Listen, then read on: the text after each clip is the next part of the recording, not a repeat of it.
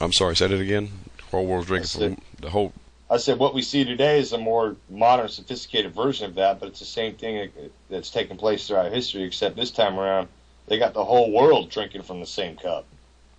Talking about trafficking in men, trafficking in people. Yeah. The merchandising of men. Well, that's what they said. They'll buy and sell the souls of men. Yeah. Of course, I'm dubious about certain books and that, and who wrote it and who said it and why they said it, but the patterns are all there.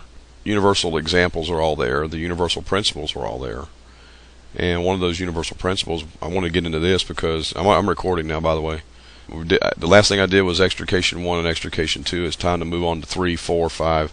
There's some good topics here, and the one I want to do tomorrow is something that's going on in the Marshall Islands, and I'll tell you about it after we record here. But you've already read this email, and this is kind of a segue off the point of extrication to look at what is actually in the law and in the international law, since that's supreme law of the land, versus what you find in the codes and what people are led to believe that they must do or have to do. And so you've already read this email, right? This was... Yeah, I have. Yeah. I have. Yeah, renunciation of U.S. citizenship. This was written to me by a friend of mine. He's also a student, young guy, 29 years old. Actually worked for the Bancroft family in the banking industry. Understands trade acceptances and bankers' acceptances very well. And so I was asked if I was familiar with this particular code here or website. And I'm going to click on this real quick because I'll tell you what happened with this. I sent this to you to read several days ago. I also sent it to Todd to read. He was the first one I sent it to. And we'll see if this thing comes up here. Because within the time that I actually got this in, and however many hours it took me to do the email and address each issue related to renunciation of citizenship, and this website here that is travel.state.gov, when I sent the link to him, it no longer worked. Right, and the same thing happened to me as well. Oh, really? Yeah. Did you? I wasn't able to read that document on that link. It was no longer available.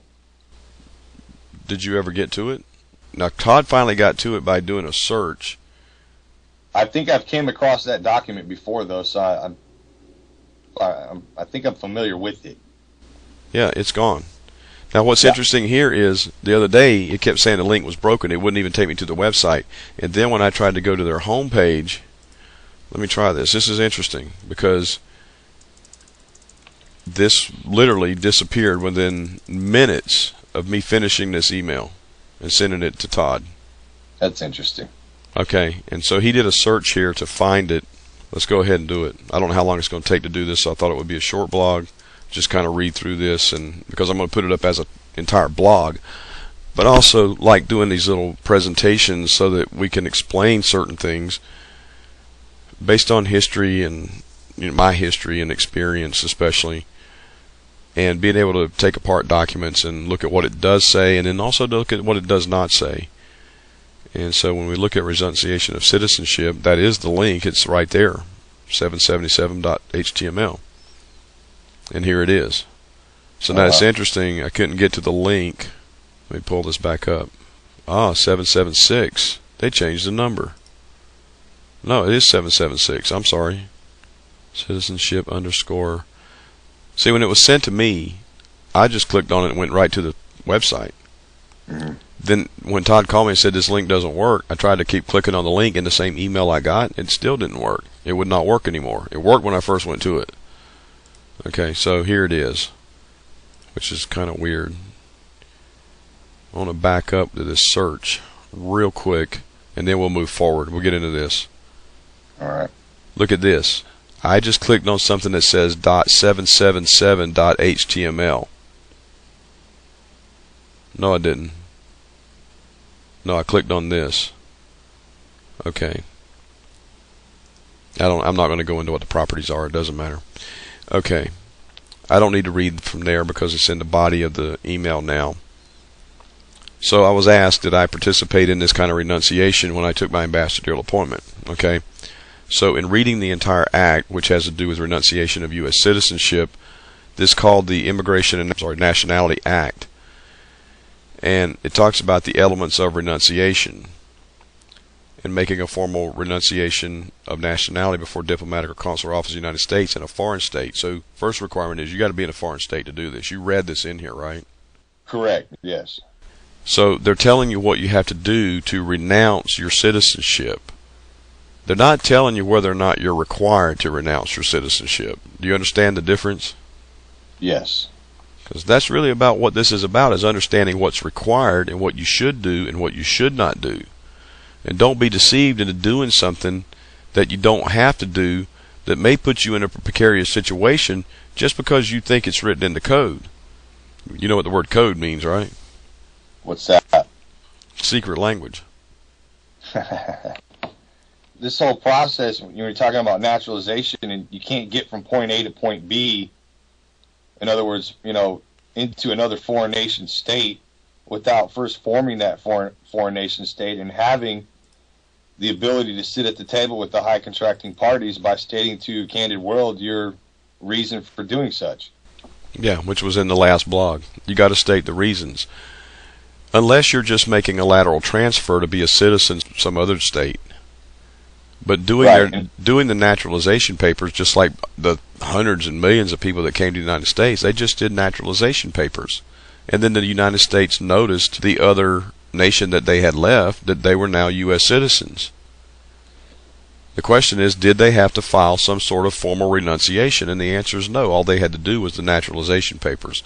So the question now is, let's look and see if this is applicable today and what kind of things that this gets us into. What I did with this email, it's on the website. It's going to be in the blog. I've done all these highlights here in color.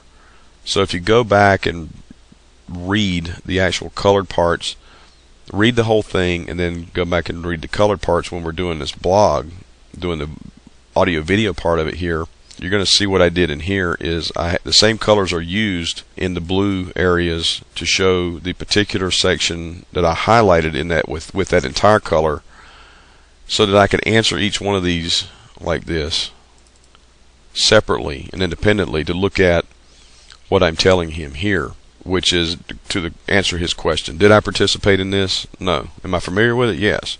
Why didn't I participate in it? Because it's a program to transfer one cow off of a ranch to another ranch.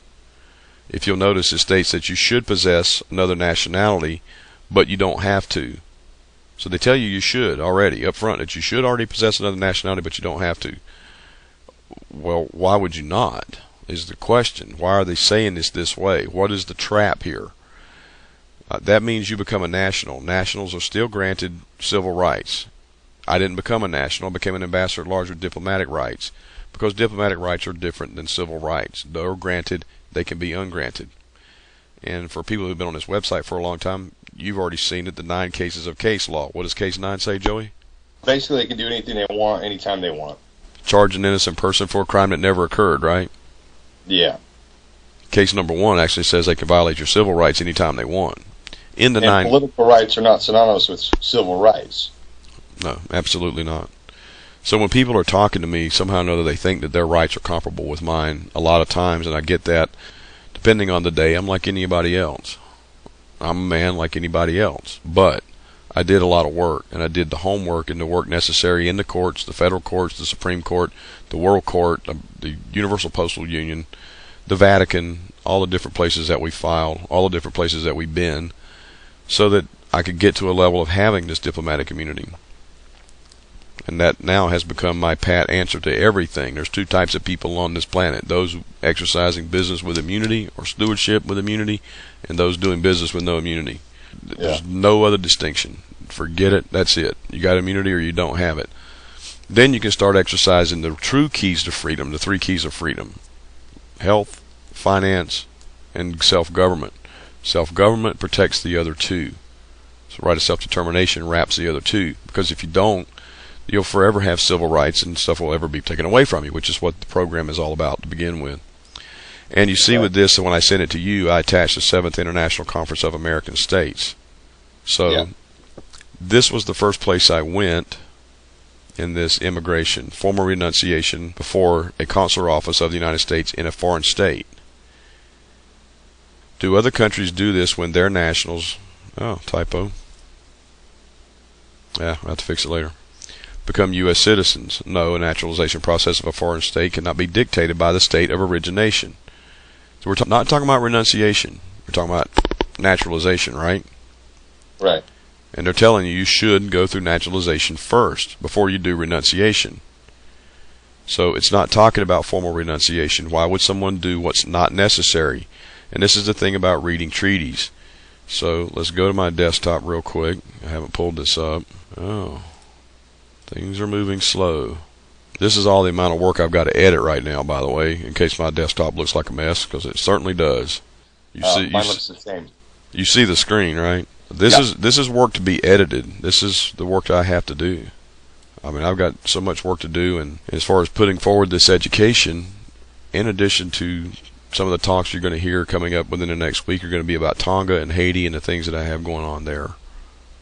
And that's not the only places. People have heard me talk about the Maori in New Zealand. You've heard some of this in some of the video stuff I've got online, right? Yeah, absolutely. Now, this will be on the web when I put up the blog, but I'll go ahead and cover it real quick because we're doing it out of this email. My system resources are being tapped right now. It's the reason it's moving slow, because it doesn't move this slow normally. One of the reasons is because we're on screen share so that you can see it, and the other reason is because Camtasia's up recording. So what we're going to do there is go down to page 65. See, it's not responding. It'll get there by and by, though. Watch. So what you're saying is the naturalization process has to take place first and foremost. Absolutely. And it's dangerous not to, and this is the reason I'm doing this blog. But we're talking about somebody who wants to extricate themselves. That's what this has been about. And so I've already covered the first side of it a little bit in terms of right of self-determination and getting out that way and stating the reasons that impel you to do the self-determination. But you can also get out of a jurisdiction by doing naturalization. What you have to understand is not necessarily mean that you're outside and moved out if you're doing renunciation, because it's not the same thing. Hang on one second. Okay, sorry about that. Okay, like I said, let's pick back up and knock out real quick. The phone rang, got sidetracked. Okay, where we were going with this was to the 7th International Conference of American States, the Convention on Nationality, and to see what international law and the treaties and agreements that the U.S. is signatory to as a high contracting party have to say that they have agreed to in terms of what this naturalization entails and what it accomplishes.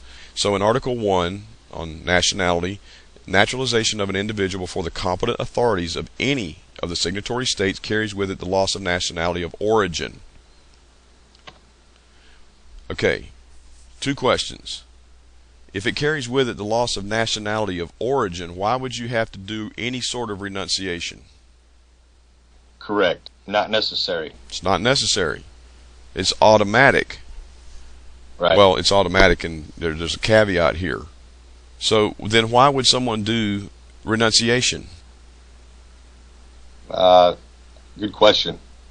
It's not required in international law. But if you don't know international law, if you don't know what you're doing and they tell you to do it and you do it, then the question is why. And we'll get into that in just a second, because there's some real catch-22s in that why. If it's not necessary. So this is about who you trust. What are you doing? Why are you doing it? What does it mean when you do it? Now, in Article 2, it says the state bestowing naturalization shall communicate this fact through diplomatic channels to the state in which the naturalized individual was a national. Here again, nationals have granted civil rights. You're going from one nation state to another nation state as a national, and therefore the receiving state must communicate that through diplomatic channels to make it so that the other state knows. Otherwise, they still consider you as to be what? They're national. Slave on their plantation. But they don't consider that you've moved to another plantation. Not unless they get the notice that you did this through these competent authorities. Now, if you read all of this too, and understand that you lose nationality once they communicate it back, where do you get dual citizenship from? I'm not quite sure. There is no such thing as dual citizenship. Because if you lose the nationality of origin, it's over. The only reason you would be carrying dual citizenship is if they didn't get noticed back. Now, what that means is you are now susceptible to both jurisdictions to be picked up, hijacked, and sucked dry anytime they want to. Either one of them. So now you got two daddies instead of one. And in addition to that, let me tell you something about the Caribbean nations that are down there charging $35, $50, $75, $100,000 to give you an economic citizenship down there. It means nothing, and I guarantee you they're not noticing the U.S. back. Because why do they care? They take your $100,000, thank you very much. The president goes buys him a new car down in Grenada or wherever you do it at, and they could care less. Right. So what? You tried to get out of the U.S. So what? All of a sudden now we care about you? For what purpose? For what reason? And that still leaves that individual open to be picked up by the United States. Of course. Especially if they haven't noticed. So they have to give the notice. I'm sorry, I'm in the wrong file. So let's go back here. We get out of the 7th International Conference of American States. We don't need that anymore. Because that's the only thing you have to know is those two little articles that overcomes the entire doctrine of renunciation and the fact that it's even in the code. Does away with it. It's not necessary. Okay? Right. And I said in here, page 63, Articles 1 and 2, okay, to make sure you keep in mind that some nations may or not have signed reservations, and they did, because I'll go read the reservations. A couple of them did. It doesn't really matter. Those two articles still apply. No, you will not see the United States making a reservation when they adopted this convention. Therefore, the United States adopted this convention in whole, period. So they have agreed to 1 and 2. Now, I made comments in here about going down and taking a look at the reservations on extradition. I'm not going to do that. People can go read it. And the United States didn't make, I think, no, they did make reservations in that one. I'm sorry, especially under a 2 or 3D, which had to do with when another country wants someone extradited that's going to an extraordinary court, and the United States is the one that can make the determination of whether they're going to send that national to an extraordinary court, and they therefore may not extradite or are not required to because they made a reservation about doing it based on that parameter. Okay? Right. So they may or may not. And I'll tell you so right now, Bolivia's already having a problem with that here in the U.S. Just so you know, because I was up there, okay? And not my problem. Hey, they're the ones that allowed the United States to sign that on the treaty and make that reservation. Not my problem. That's their business. Okay? But I already know because I got asked about it. That's what I mean about understanding how these things are written. Okay? And then on the Declaration about the United States of their belief on political asylum, it says right in there that they don't believe in the doctrine of political asylum. They did not sign that part of the convention at all. If you're their citizen and they want you, their belief is they'll do a halo drop at 35,000 feet to send an agent in there to get your butt and pull you out. They will not let other countries grant you political asylum if they want you that bad. Oh, they're doing extraordinary rendition on you. Okay, let's go to the next point. Renunciations do not meet conditions described above, have no legal effect. So what? If it ain't necessary, who cares? But does it sound like you're in control of this process? Does it sound a little arbitrary in nature? They could just say, oh, well, you didn't do it right, so there has no legal effect. Although, what legal effect? You didn't become a national somewhere else, and the problem is going to be defined down below as to what that means and what they can do to you when you haven't done the naturalization prior to doing this renunciation document, which is not required anyway. The naturalization is required. This is not. The what I refer to for those that do this renunciation process and make themselves a target of the matrix system is this. You're admitting that you're incompetent and you're saying, I don't know international law. Why? Because you only had to read the other two articles. If you're going to renounce citizenship, you must be in another country from the start. Period. That's it. You got to go to a consul's office somewhere else. Outside the U.S. You cannot renounce your U.S. citizenship on U.S. soil, even though it ain't necessary. They just let you do this stuff, and there's a reason why they're doing it, okay? And it's a heinous reason. Trust me, it's not good. Therefore, international law and international protocols govern. This is by treaty, okay? Just start thinking treaty all the time, because international law is the supreme law of the land, period, the end. That's the way it is. And in that document that I put up, the last blog or the blog before, when we did intervention in international law, it says right in there that all nations are agents of the law of nations to enforce international law within the territory jurisdiction over which they hold sway. That's it. They're agent. Everyone's agent of the law of the nations. Supreme law of the land. Okay, so this is a catch-22 because this is an international process. You've got to be in another country. Right. And the catch-22 goes back to the document attached and the question previously posed, which is, why would someone do this process when it's not required? This is an intentional snare. And the reason it is because George Bush said, if you're not with us, you're against us. So you're saying, I'm running off to another country and I'm sticking my tongue out at you. Uncle Sam, George Bush, whoever, whatever, Obama, it doesn't matter. Because that's the way it's going to be perceived. And the reason it's perceived that way is that you went out and did something that wasn't necessary to intentionally stick your tongue out at them. All you had to do was do the naturalization process and let their State Department contact the U.S. State Department. Over and done. You don't have to sign your name to nothing that says, hi, yana, nana, nana, I'm out of here. You don't have to do that. Right. And the reason that this is applicable, and I put it in here somewhere in here, down the line, is that go read the Universal Declaration on Human Rights. It tells you that all people have a right to change their nationality if they want to. Now, they may have to comply with some terms and conditions from the other nation state, like the U.S. is now wanting 50% of your property to get out of here.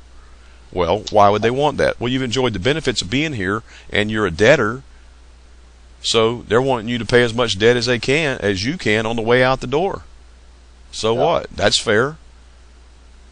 You stayed a citizen. You've enjoyed the benefits of being a citizen, if there is such a thing. So there is no guideline. It says that you can transfer nationality according to the Universal Declaration on Human Rights. It just doesn't say what you get to leave with. And you may get to leave with 0. Correct. And that's if the other nations say that they actually want you to come to their country with 0. Guess what happens? They will not allow you to come to their country with 0 and become a naturalized citizen. They got enough of them. You understand?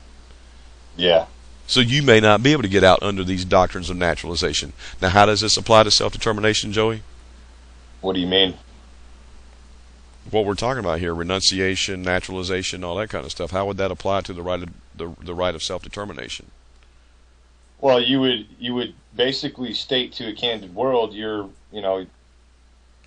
declaration to join another social compact. Okay, let me point out a difference here, okay? Naturalization is not what we're talking about with the right of self-determination. It's two completely different processes.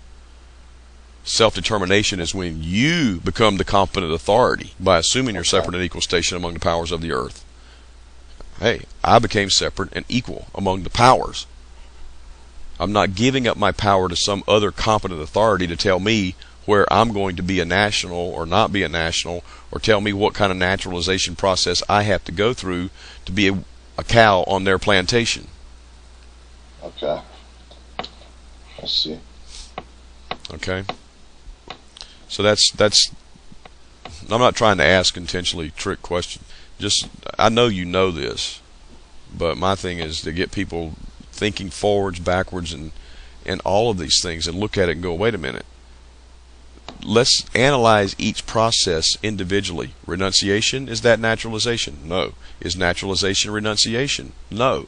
But does it get rid of the citizenship of origin? Absolutely. Why is it not renunciation? Because renunciation is sticking your tongue out at someone. Period.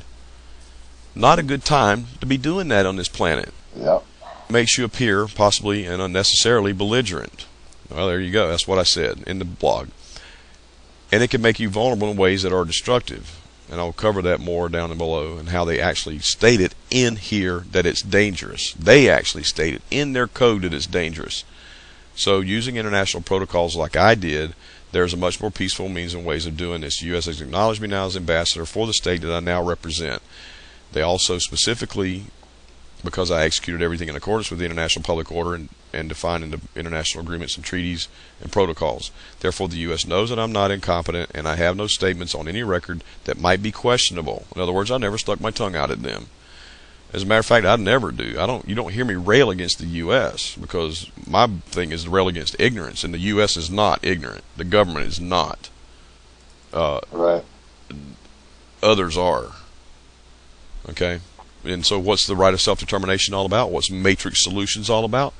What did Neo have? Disputes. Yeah, what did Neo have to do? He had to go on a massive learning curve so that he was no longer ignorant about the condition he'd been in, right? Right.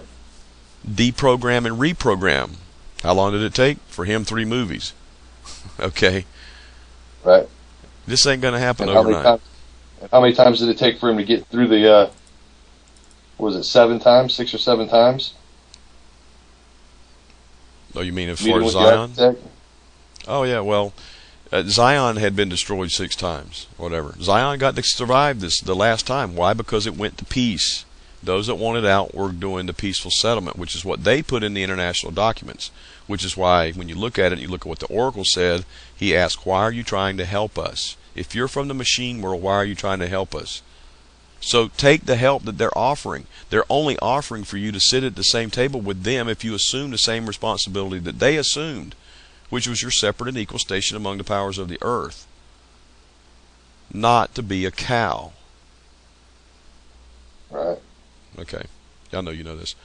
Because of some provisions here, Americans cannot effectively renounce their citizenship by mail.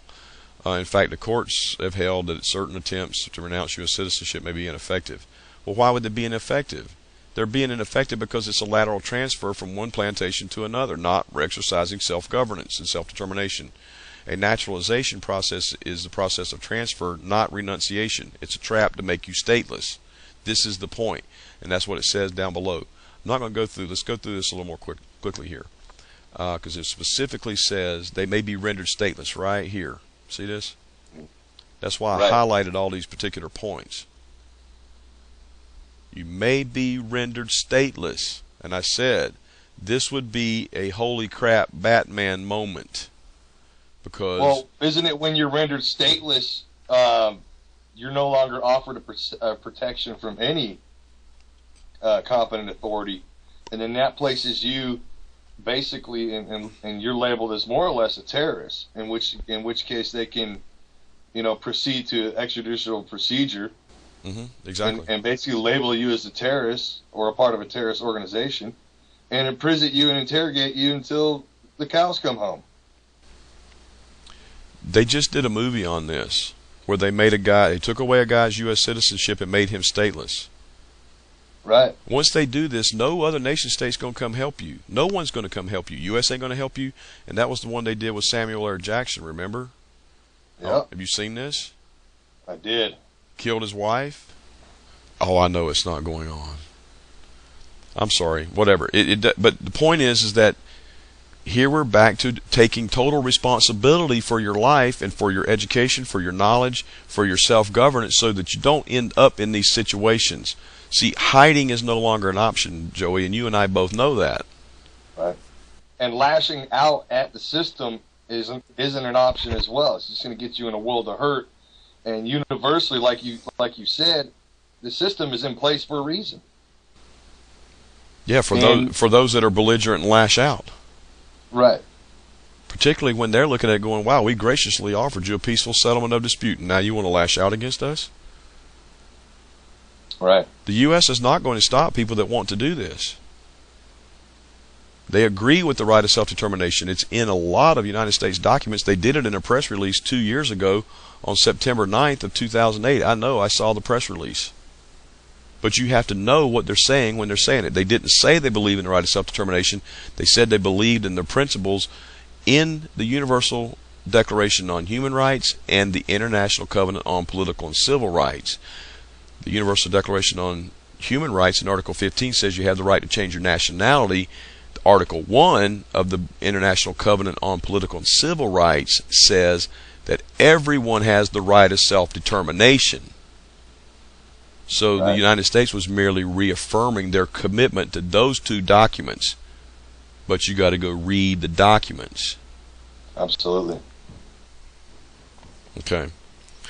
I talked about we talked about this, so we don't beat it up. Homegrown terrorist bill, the whole thing they're doing, domestic terrorist internment camps. I've seen it in case law, and you've seen it in the one I've sent to you. That this sovereign state domestic citizen movement or whatever is called domestic terrorists now. Yeah. The sovereign citizen movement are a loosely knit group of domestic terrorists. That's what they're calling them. That was in Dilly versus Dilly.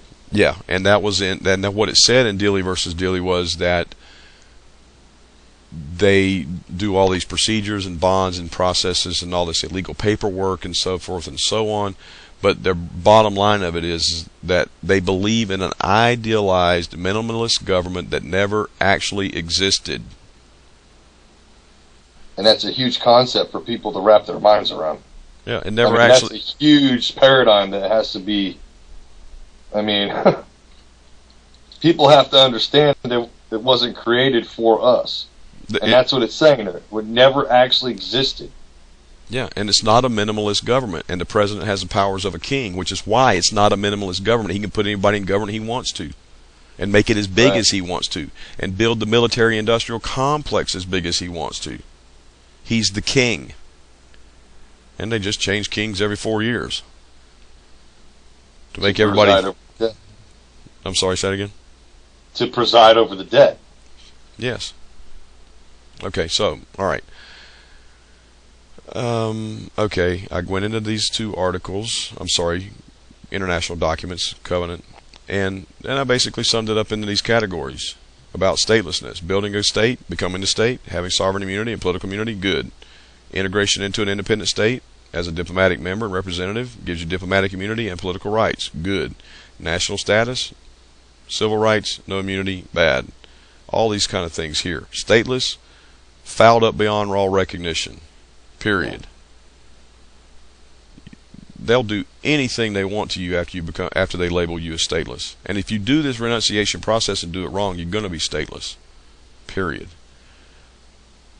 Under rights, no protections, nothing. And I said down here about this movement, because I said something about the movement. It had to do with what a judge told one of our crew one time, or actually an attorney who was in court. He said, "Oh, you're one of those attorneys that's with the movement. I'm going to have you disbarred." Okay? Okay? And they had to do with an IRS case. And this is what we were just talking about. Domestic terrorist, sovereign citizen, no such thing. It's oxymoronic. There is no such thing as a sovereign citizen. The word sovereign means sovereign, king. The word citizen does not mean king. It means subject. You can't have subject kings and king subjects. It's just, my brain rebels against this. My mind goes into a fit. It just doesn't work in my head. Okay? State national, what? The states aren't national. They're states. They're not nations. They're states. Which were subsequently charters, which are corporations that they were originally granted land titles. You did want to go there, didn't you? Yeah. Sorry. From the very beginning, you're right. From the very beginning, the Virginia Company was a corporation. It's now called Virginia. And they claimed that they were formerly nations. Well, okay, but that was a long time ago. One of the things that you've read and some of the stuff I've done before is what they said about the Civil War. The theory that states still had sovereignty was ended by the Civil War. But even then it was only a theory, and you and I both know why that theory was wrong. Right. George Washington turned them all into federal districts from one stat whatever. And then in the Dones versus Penhallow case says that all the governors in every state turned over all the power to the central government they requested. And Patrick Henry said your president will then have the powers of a king. Bingo, that's it. It's a done deal. It was done as soon as the states ratified the Constitution. They turned their power over, and the Constitution and international treaties became the supreme law of the land. And I was just reading to you earlier today, and I won't pull it up now, from Federalist number 84, and that all said right there that any treaty they signed could overturn the entire Constitution. Did it not? Yeah, absolutely. And people think they got some kind of right. Here's the next thing they said. They may have difficulty traveling. Well, that would suck. But it's a result of you doing this document, not a result of you doing naturalization or the right of self-determination. Right. And renunciation versus naturalization versus assuming your separate and equal station among the powers of the earth. It's the doctrine of reciprocity. If they are free to travel anywhere, then so are those that exercise assuming their separate and equal station among the powers of the earth. Because what is that word right there? Equal station. Doctrine of equality. Okay? Yeah. That makes sense, Joey? Absolutely. Yeah. Yeah. So out of these three, which one looks better? I'd like to be equal. Yeah. And don't be thumping your nose at these people. Okay, nevertheless, renunciation of U.S. citizenship may not prevent a foreign country from deporting you right back to the U.S. in some non-citizen status. Of course, I made a joke out of this. I said, well, I guess you better be sure that the other rancher or farmer running the other slave plantation likes you before you start filing, because all you're doing is you're there visiting as a guest. You haven't done naturalization, okay? You go into a U.S. consulate and you go, I'd like to renounce my citizenship. You're over there in their country and you got no passport, you got no identification, you got no nothing now, right? Yeah. Can you see the scenario here? Why this is so dangerous? From going in from the frying pan into the fire. Doing the naturalization process means they like you. They've allowed you to come in. If you just do it without telling them you're doing anything and you end up there with no identification, no passport, you're squatting on their land, you're in their state, and they go, oh, where'd this guy come from? We're sending him right back. Oh, they get back, you get back here, and they go, oh, well, you renounced your citizenship while you're over at the consulate. Holy cow, what are we going to do with you? So, making sure you've done the naturalization process over there would be what I call the yes-a massa clause. Yes-a massa, make sure I'm good to be here, okay, massa? So that when I go over there and thump the U.S.'s nose at the consulate, they don't come over here and kick my fanny. Right. Or you kick my fanny. Stateless again. Non-citizen means stateless. FUBAR. Fouled up beyond all recognition. Because this has to do with your status, okay? Also, persons who wish to renounce U.S. citizenship should be aware of the fact that the person who has renounced U.S. citizenship may have no effect whatsoever on his or her U.S. tax or military service obligations. So when you do this, you've done nothing. It doesn't affect anything. And if you've been in the military, they can stop loss you and bring you right back in. That's your obligation for signing that contract. If you have any outstanding debt with the IRS, sorry.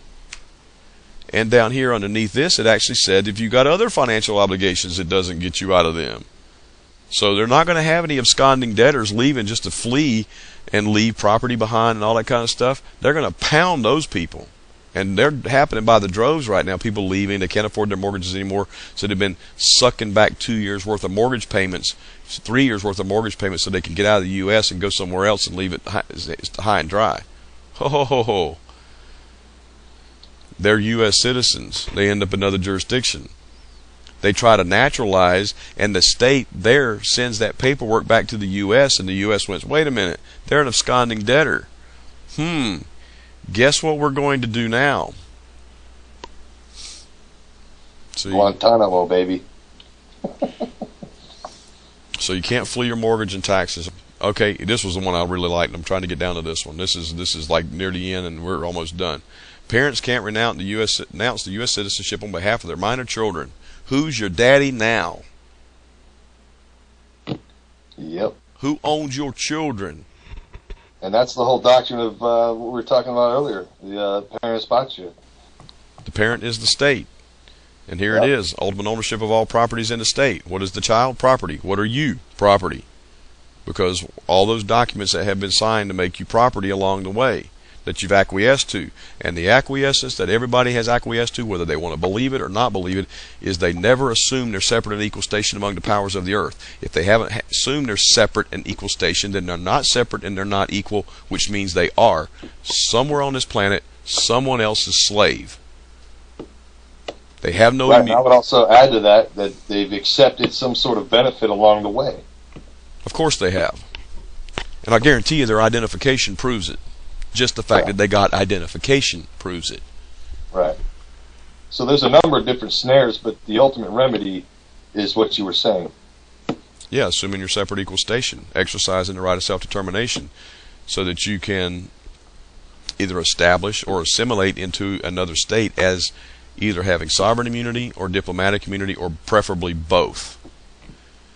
And I mentioned in here about looking up these terms, parents patrie, which you mentioned, the parents. Of course, I told you earlier, if you look at the word parens is short for parentheses. It's part of what the legal matrix web of catch-22s. A parens is a parentheses. Under the rule of boxing and all these legal documents, if you understand this, and I don't know if you ever knew about the rule of boxing before you ever met me. Did you? No. Yeah, they don't teach this stuff in school, right?